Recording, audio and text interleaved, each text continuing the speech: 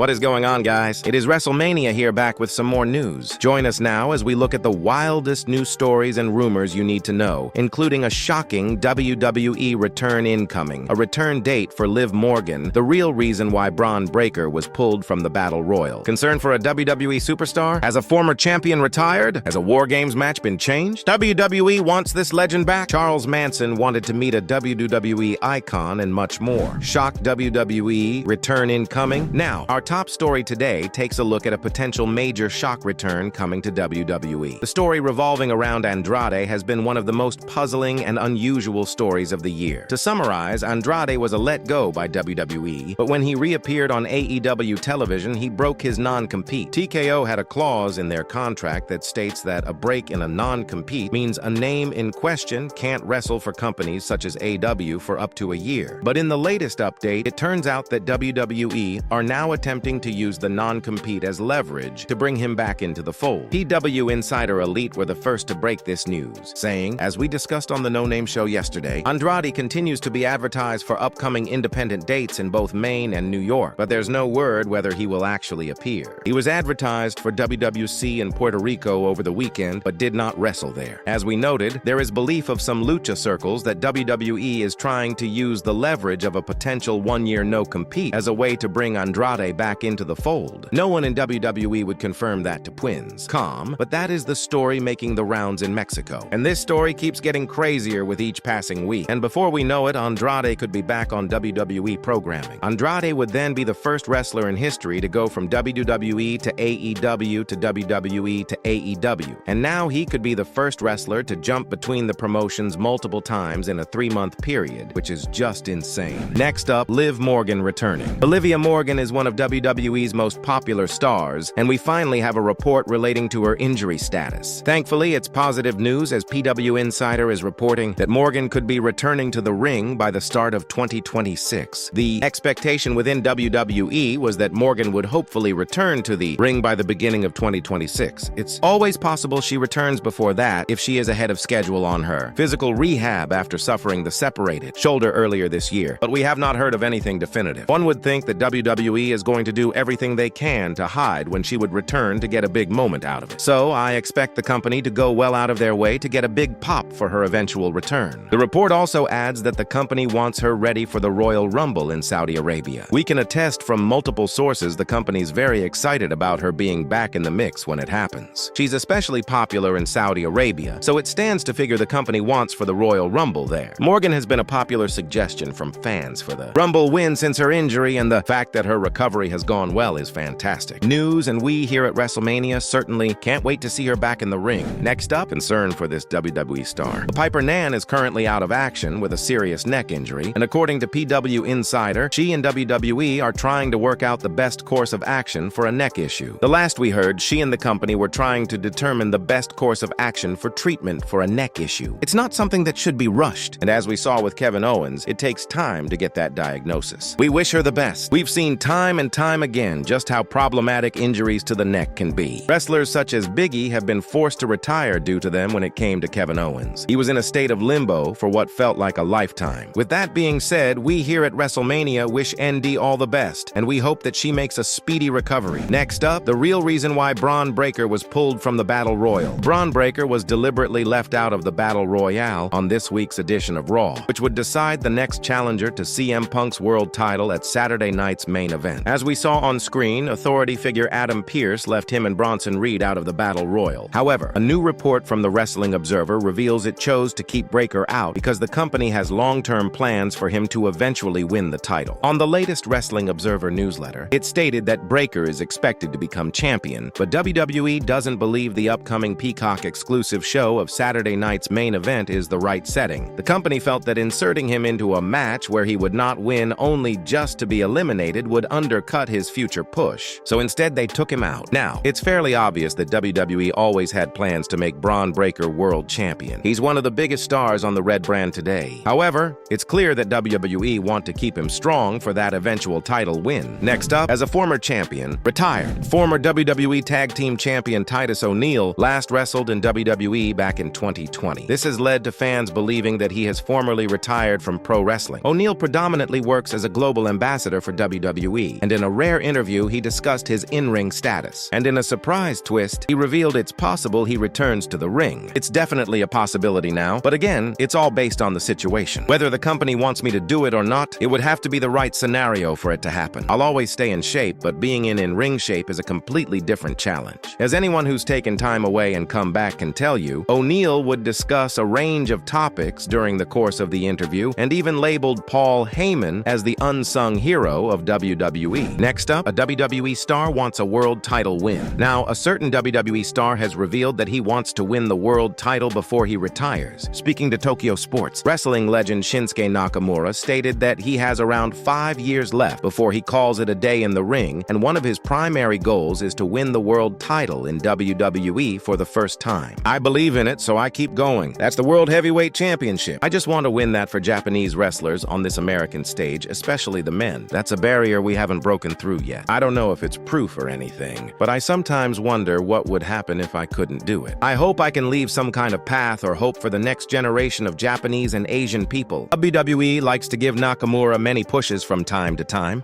and he was extremely close to winning the world title from Seth Rollins back in 2023. Unfortunately, it doesn't look like a world title run is on the horizon anytime soon. However, you never know when it comes to WWE, and they may wish to give Nakamura a special retirement tour similar to John Cena. Next up, Charles Manson wanted to meet a WWE icon, but this is definitely one of the more outlandish stories of the year, and it relates to Charles Manson. While appearing on Freddie Prinze Jr.'s podcast, former WWE writer Nick Manfredini discussed his time working with Bray Wyatt, and he revealed that Charles Manson was shown Wyatt's work in prison, and he was so impressed that he wanted to meet Wyatt in person. To get off topic, Charles Manson, I don't know if this story has ever been told. Wyndham's former teammate in college football became a prison guard at Charles Manson's prison. Allegedly, this guy showed Manson the Bray Wyatt promos, and he wanted to meet him. Oh man, and this was a whole thing. That's true. That's amazing.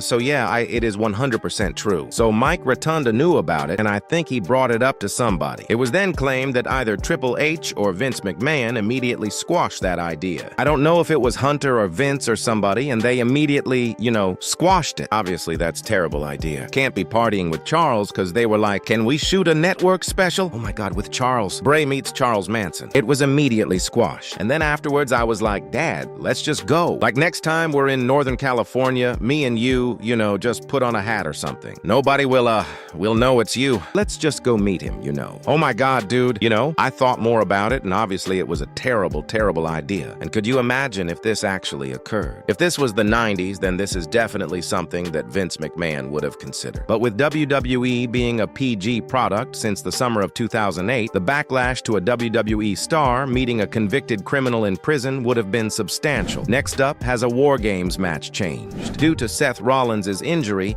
fans were under the impression that the planned Team Vision versus Team Punk match for WarGames was scrapped. However, according to a new report from the Wrestling Observer newsletter, match is still planned, just without Rollins involved. But since many have asked as a press time, the men's WarGames match was still a Punk and Reigns team against the Vision Old team. Some thought with all the injuries that it would be changed to the Wyatt versus MFTT, since they are clearly doing a multi-person program there as well. Now, is it possible that WWE delivers 3 WarGames matches on one PL, one for Team Vision versus Team Punk, one for the Wyatt 6 versus the MFTs, and one for the women? Wouldn't this be overkill though? Next up, celebrity got a WWE match finish changed. Following SummerSlam this year, it was reported that Jelly Roll insisted on losing his debut match. It was claimed that Rowe wanted to do the honors. And now during a new interview with Chris Van Fleet, he confirms the validity of these reports. It was originally babyfaces up. It was an easy pitch. I took 3 things. 1, it's the right thing to do. Let's just start at core values here. No celebrity has any business coming in and pinning a wrestler on their first run without some extreme circumstance. 2, I can always come back. And I don't think any other celebrity ever really cared enough to think the full angle through. Drew, too. If I really owe one of them, it's Drew. So, that was part 2 of it. A Roll then revealed that he was told by Triple H that Floyd Mayweather wanted to lose to the Big Show. I was also smart enough to be like, yo, I want to angle in. I don't want to be remembered as a celebrity who did the thing and then then Triple H stopped me. This will probably be on Unreal because it was so gangster. He said, "I will tell you this though." He said Floyd wanted to lose to the Big Show. I don't know if I should be sharing that, but he told me that, and I thought that was cool. Naturally, Jelly Roll's comments and stance on pro wrestling are receiving universal praise on social media. A celebrity coming into WWE with a vast understanding of the pro wrestling business and wanting to actively help out the names he's working with is extremely rare. Finally, WWE wants this legend back. Our final story today takes a look at the latest when it comes to a potential WWE return of Chris Jericho. Seems like only a matter of time before Jericho is WWE bound once more. And now Fightful Selector confirmed that WWE are interested in Jericho coming back. Even though Jericho's contract isn't up yet, Fightful Select Shore SAP has confirmed that multiple companies on a national and global level are interested in using him, including WWE. We have not heard if there's been any direct conversations about him or creative ideas discussed, but he has been brought up among higher-ups in WWE. The report continued by saying it was clarified to us a couple of months ago. He wasn't discussed from a creative perspective within WWE, but a staff member did say that they felt like his mentions and references and the reaction on WWE television to him from the audiences was a good sign for his interest. It's also been reported that Jericho could be offered millions of dollars to return. One WWE source indicated that Jericho would almost certainly get offered several $million annually to return to WWE, but they said at this stage they believe AW could match it, and they weren't even sure what Jericho's motivations were. All signs therefore point at Jericho returning. The report also confirms that his AW deal does indeed expire in December 2025. This means that Jericho could easily show up at the Rumble in January and also have a featured matchup at WrestleMania 42.